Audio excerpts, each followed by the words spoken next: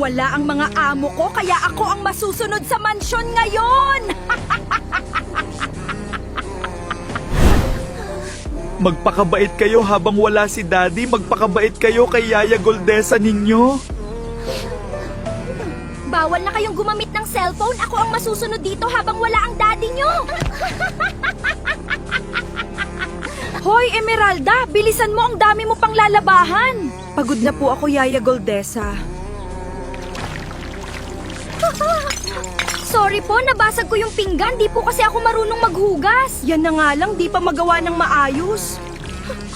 Ang sama-sama ni Yaya Goldesa, sinira niya ang laruan ko dahil nakabasag ako. Namimiss ko na si Daddy.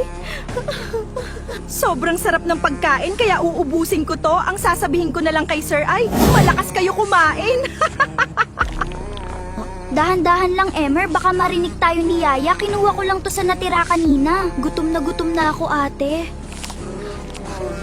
Daddy, sana nandito ka. Gustong-gusto na namin isumbong sa'yo si Yaya, kaso hindi pwede.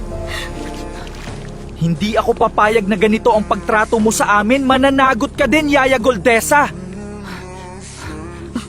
Big boy na ako at kailangan ko gumawa ng paraan. Kailangan ko protektahan si ate.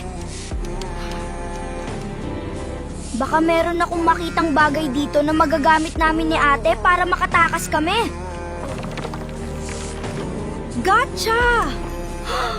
May lumang cellphone dito. Pwede na naming matawagan si Daddy. Ang galing-galing mo, Emer. Bilisan natin, tawagan na natin si Daddy. Parating na si Yaya Goldesa. Hindi pa rin sinasagot ni Daddy ang tawag. Daddy, sumagot ka na please. Kung gusto mo malaman kung matatawagan namin si Daddy bago dumating si Yaya, ay sagutin mo.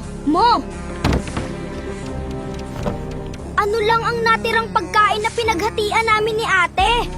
Sagot na bilis!